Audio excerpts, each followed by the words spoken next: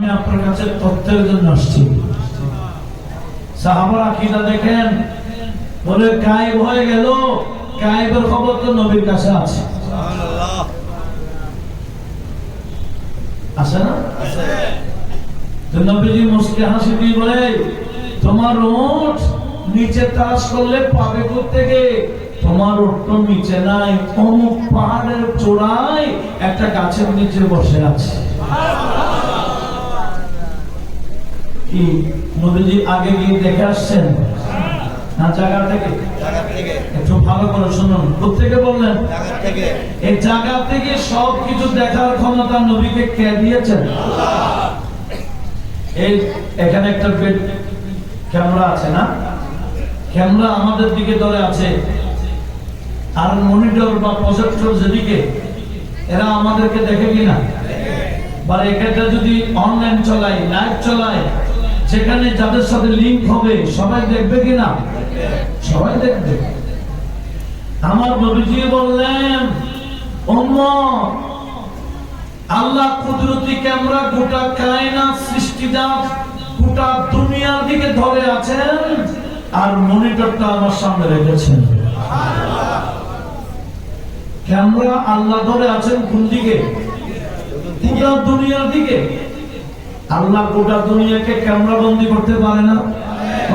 বিজ্ঞান পারলে আল্লাহ পারে না? নবীজি কি বলেছেন দেখেন, ইন্নাল্লাহ قد رفع لي الدنيا كلها وأنا أنظر إليها وإلى ما هو كائن فيها إلى يوم القيامة كأنما أنظر إلى كف هذه। নবীজি বলেন, উম্মত শোনো, রব্বুল আলামিন গোটা দুনিয়ার দিকে কুদরতি ক্যামেরা ধরে আছেন, আর মনিটরটা ডিসপ্লে আমি নবীর সামনে আছে, ওই ক্যামেরার মোবাইলটা আমার সামনে আছে, ওই ক্যামেরার প্রজেক্টরটা আমার সামনে রেখেছেন, আর আমি মদিনায় বসি আমার আল্লাহর গোটা দুনিয়া কি হচ্ছে না হচ্ছে এই নয়, এই পর্যন্ত নয়, কিয়ামত পর্যন্ত কি হবে না হবে সব কিছু আমি নবী মদিনায় বসে দেখতে পাই। নবীজি মদিনায় বসে সব কিছু দেখে, এই বিশ্বাস আমাদের আছে কি? এটা কিন্তু নবীজির দাবি। কিন্তু বড় দুঃখ লাগে, নবীর উম্মত দাবি করে নবীর দাবিটা বিশ্বাস করেন। আমি বোঝাবার চেষ্টা করছি, কাউকে ক্ষমা দেন না। কোরআন সুন্নাহ দিয়ে বুঝাইলে আপনি মুসলমান হলে বুঝবেন না কেন? এগুলো আমার পকেট থেকে বলছি না, কোরআন এবং সুন্নাহ।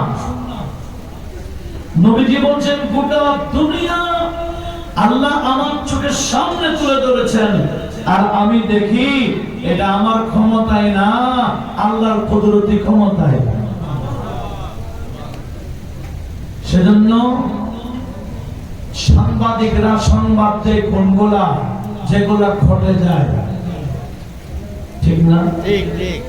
আগামীকাল কি হবে, পরশুদিন কি হবে, এক ঘন্টা পর কি হবে, সাংবাদিক সংবাদ দিতে পারবে? কিন্তু আমার নবীজি কোন সংবাদ দেয়? যেগুলা এগুলো এখনো ঘটে অনেক, যেগুলো এখনো ঘটে অনেক, আগামীতে ঘটবে এইরকম সংবাদ নবী আমাদেরকে দিয়েছেন। একটু জোরে বলুন না সুবহানাল্লাহ। কিন্তু দুঃখের বিষয়, এই বেয়াদবরা নবীকে দুনিয়ার সাংবাদিকের সাথে তুলনা দিচ্ছে। সাংবাদিকরা বর্তমান অধিকাংশ, সব না, অধিকাংশ সাংবাদিক এরা টাকার গোলাম। টাকা যেদিকে সংবাদ সেদিকে, কথা বলুন ঠিক কিনা? আর এই সমস্ত সাংবাদিকের সাথে নবীর সাথে তুলনা দিচ্ছে, সাংবাদিকদেরকে খুশি করছে, নবীর শানে বেয়াদবি করে করে, কথা বলুন ঠিক কিনা?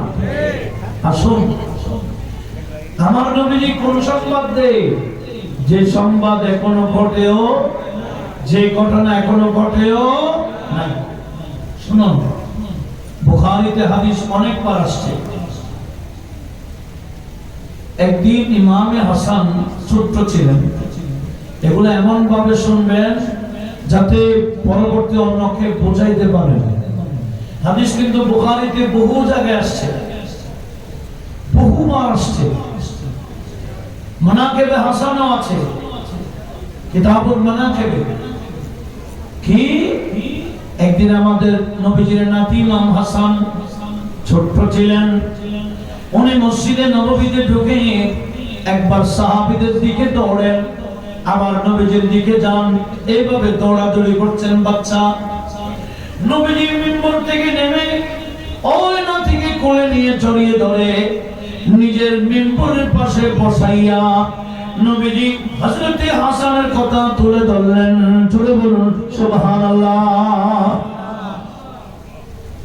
বলছেন আমার সাহাবারা, এই আমার নাতি হাসানকে দেখলাম এখন ঘুরতেছে, ছোটাছুটি করছে, দৌড়তেছে। ইন্না ইবনি হাদা, আমার এই ছেলে সাইয়্যিদুন, একদিন বড় হবেন, এমনকি সরদার হবেন। অতটুকু নয়, লাআল্লাল্লাহ আইয়ুসলিহা বিহি বাইনা ফিয়াতাইন আযীমাতাইন মিনাল মুসলিমিন। আমি নবী দেখতে পাচ্ছি আর অনেক বছর পর মুসলমানের দুইটা গ্রুপ হবে, এমন কোন গ্রুপ মারামারি করার আশঙ্কা হবে, কিন্তু রব্বুল আলামিন আমার এই নাতি হাসানের মাধ্যমে মারামারি বন্ধ করে দিবে। নবীজি সংবাদ দিলেন। কোন ঘটনা? যেই ঘটনা ঘটেছিল নবীজির ইন্তেকালের আরো 30 বছর পর। কথা কি বুঝা যায়? নবীজির ইন্তেকালের আরো 30 বছর পরে ঘটনা ঘটেছে। নবীজি ইন্তেকালের কয় বছর আগে বলছে আমি জানি না, অন্তত 2-3 বছর আগে তো বলেছে। হ্যাঁ, নবীজি ইন্তেকালের 30 বছর পরে যে ঘটনা ঘটবে, সাহাবায়ে কেরামের সঙ্গে এটা অনেক বছর আগে বর্ণনা করে দিয়েছেন। এটা কোন সংবাদ? একটু বলেন, কোন সংবাদ? যে ঘটনা এখনো ঘটে নাই। হ্যাঁ, এগুলা প্রশ্ন হইতে পারে, এগুলা এদিকে পুরস্কার রেডি। মাশাআল্লাহ। আরেকটা হাদিস শোনাবো। 29 পারায় দুইটা হাদিস একসাথে আছে বুখারী শরীফ। হযরত আবু মুসা আল আশআরী রাদিয়াল্লাহু তাআলা আনহু উনি বলেন, একদিন আমি নবীজির সাথে বাগানে ঢুকলাম, মদিনার একটা বাগান। যে বাগানের চতুর্দিকে দেওয়াল ছিল, একটা গেট ছিল। আমি ঢুকলাম, নবীজি ঢুকলেন, নবীজির পিছে পিছে আমি ঢুকে গেলাম। নবীজি বললেন, আয় আবু মুসা, আয় আবু মুসা, আমি হাজত ছেড়ে ওযু করব, দরজা বন্ধ করে রাখো, কেউ আসলে আমি নবীর থেকে অনুমতি নিয়ে ঢুকাবে। খুব গভীর মনোযোগ। কেউ আসলে আমার থেকে অনুমতি নিবা। নবীজি হাজত ছেড়ে এসে বসলেন। বসতে দেন নাই, কে যেন দরজায় আঘাত করছে, ঢুকতে চায়। হযরত আবু মুসা আশআরী বলেন, ইয়া রাসূলুল্লাহ, কে যেন আসছে, খুলবো কি? তো নবীজি বলেন, ইফতাহ লাহুল বাবা ওয়া আদখিলহু ওয়া বাশশিরহু বিল জান্নাহ। যিনি বাইরে দাঁড়িয়ে আছেন ওনার জন্য দরজা খুলে দাও, ওনাকে ঢুকাইয়া নাও, এমনকি ঢোকার সাথে সাথে ওনাকে জান্নাতের শুভ সংবাদ দাও। এখন তো জান্নাতের টিকিট নিয়ে ঘুরে কোথায়? পূজা মণ্ডপে। জান্নাতের টিকিট নিয়ে কোথায় ঘুরে? পূজা মণ্ডপে গেছে জান্নাতের টিকিট নিয়ে। টোকাবাজি, সিটিং বাজি, একটা